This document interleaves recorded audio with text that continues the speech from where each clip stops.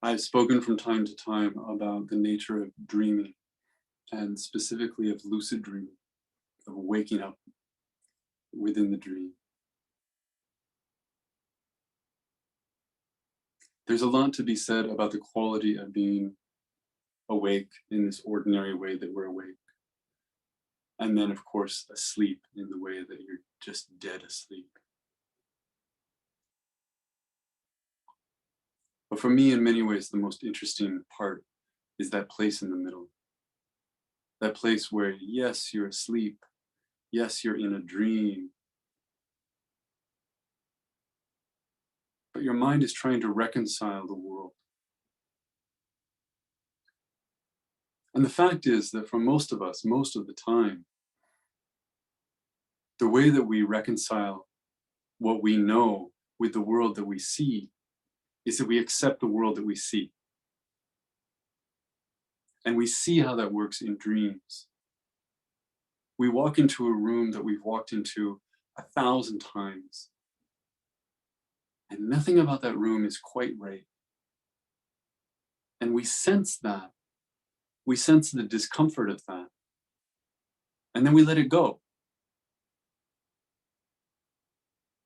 We walk into a room that hasn't existed since we were a child. And again, we feel that discomfort. And then we let it go and we say, I guess this is reality. I guess this is where I am.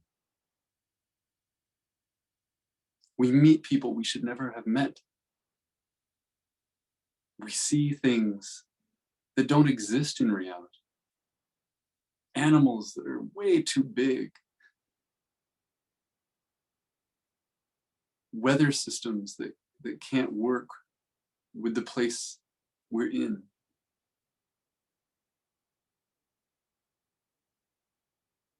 Coincidences that go beyond anything plausible.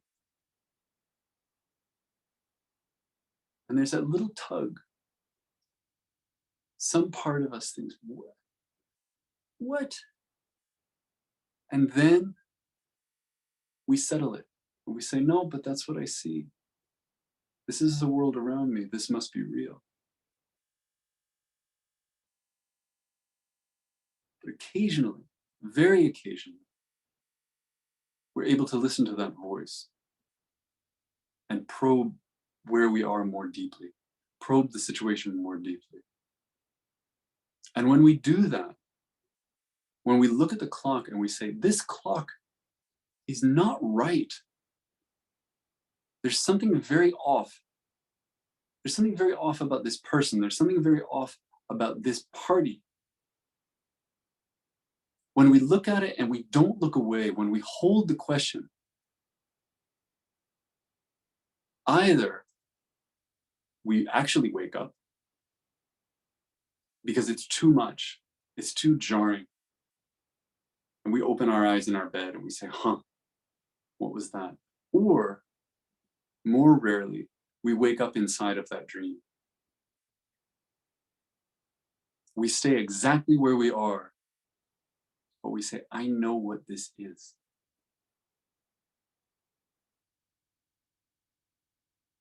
I trust what I know of the world deeply enough to understand that something about this is wrong, and that I don't have to go along with this. I don't have to go along with what I'm seeing. I can fly. I can go somewhere else. I can choose to wake up. I can dissolve.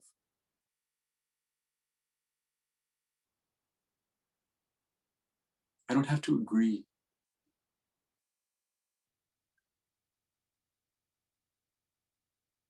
If you've ever experienced it by accident,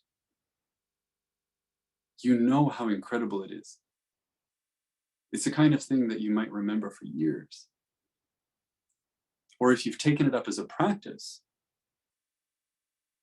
to try to wake up inside your dreams, you know how much diligence that takes, how much patience, how much concentrated effort during your waking hours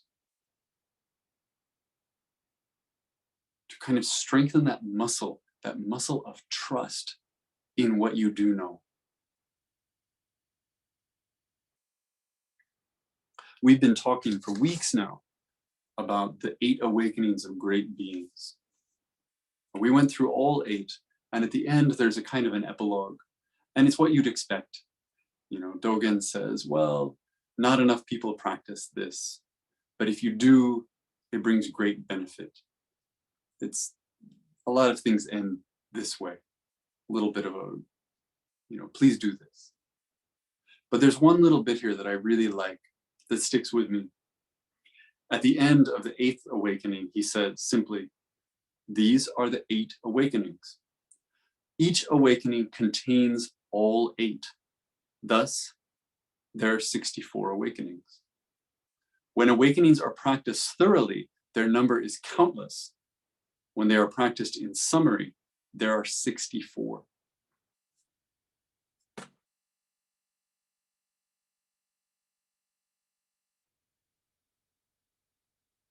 In one way, he's saying something that I think we've discussed along the way, and that is fairly intuitive, which is that each one of these awakenings, whether we're talking about knowing serenity or knowing how much is enough, having few desires, practicing meditation, that all of these things are different faces of the same thing. And sometimes we've talked about that as being awake, and sometimes we've talked about that as a maturity that we just develop as human beings. And again, that we embrace or kind of let go of. He's saying, in every one of these is the depth of all of them.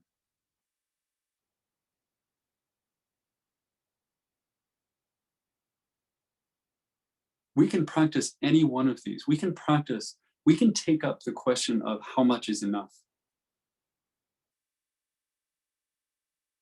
And if we look at it with open eyes, if we let what we see form our actions, then our actions will reflect the other 7. That's the idea. And so Dogen says, there aren't really just 8. There's 64, which is fun math.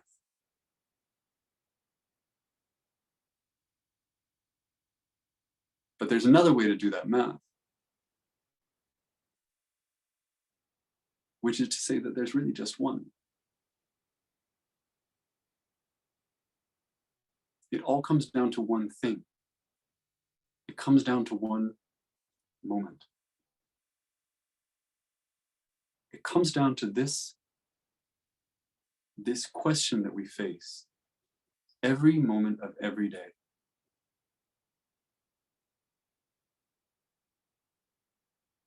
Do I trust in what I know? Or do I conform to what I see? A few weeks ago, I gave a talk about knowing how much is enough. But I don't have to give that talk. Because I'm not telling you something new.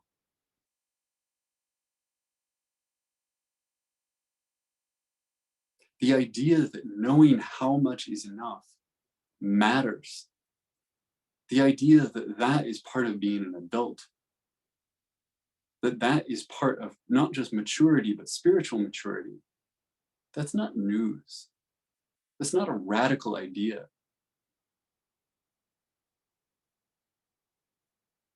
Even if we've never thought about it exactly that way before, when we hear it, we understand, yeah, that matters.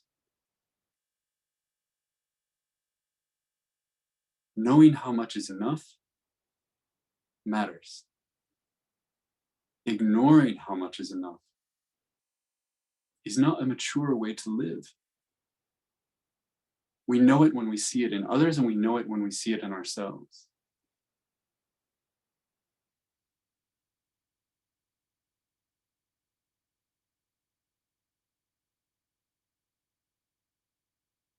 And yet, moment by moment, day by day, we live in a world that is not so invested in that question.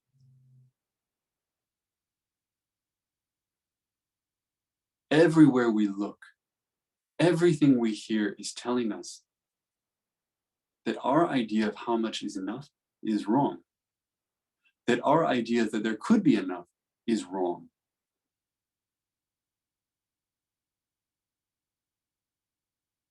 And most of the time, not through any malevolent intent, but maybe just through exhaustion, we agree to that message. We agree to let go of what we know. We agree to let go of what we see and the responsibility that comes with it to act in a different way. And we say, oh, maybe it's not enough.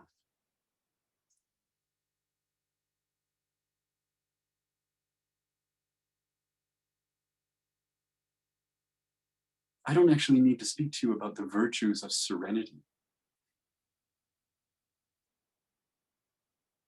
But we can go days and weeks and months and years denying ourselves exposure to it.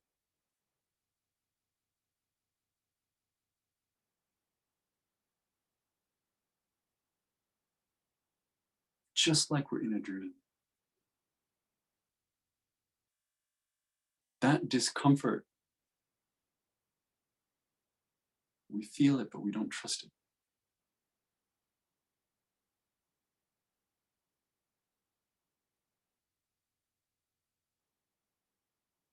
All of these awakenings of great beings, all of these awakenings of adults, they aren't what we think of when we think of enlightenment. They aren't awakenings that we can't imagine. They're not over there. They're not around the corner. They're reminders of things that we know in our gut and that are hard. They're hard to look at and they're harder to act on. And so when given the opportunity, we find ways not to. We find ways to look away.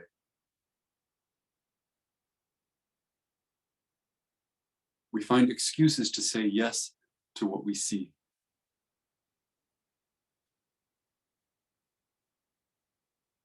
So yes, in one way, we can look at these as 8 things, but 8 is just a number. And because 8 is just a number, 64 is just a number.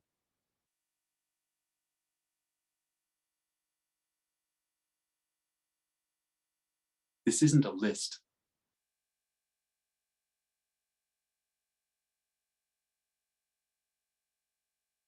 It isn't 8 different awakenings. It's that other thing. It's that choice to move toward awakeness in the dream instead of releasing our grip on it. It's that moment and the next and the next and the next when we feel the discomfort between what we know and the world we see. And instead of letting that discomfort dissolve, we stay with it. We stay right there with it. We hold to it and we watch.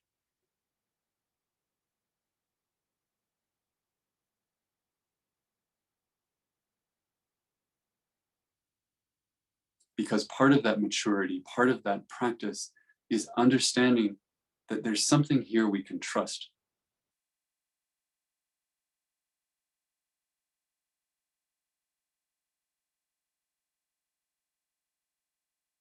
We don't have to call it something fancy.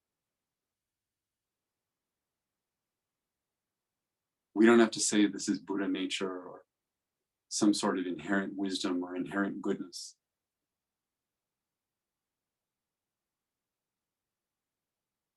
It's a deep common sense.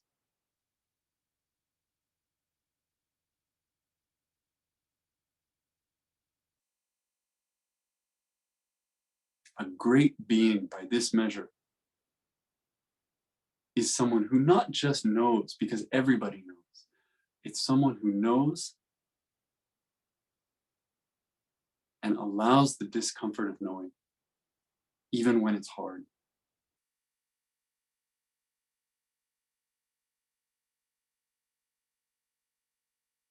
It's someone who's able to retain some element of being awake, even in this dream.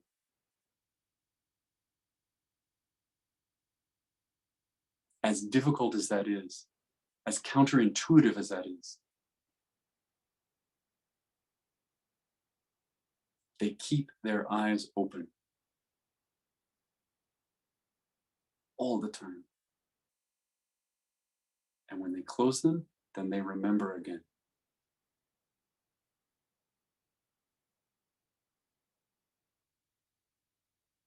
So as we wrap up this text,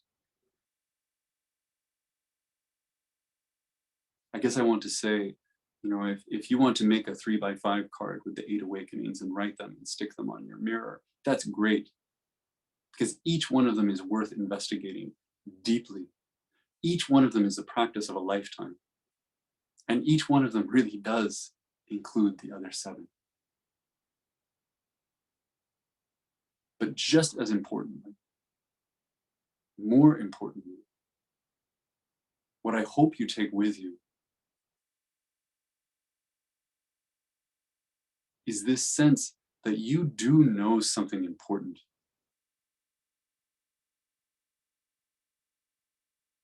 You can trust it and you can act on it. And doing so in these little moments that no one notices, is the difference between being asleep and being awake. And that's where I'll stop.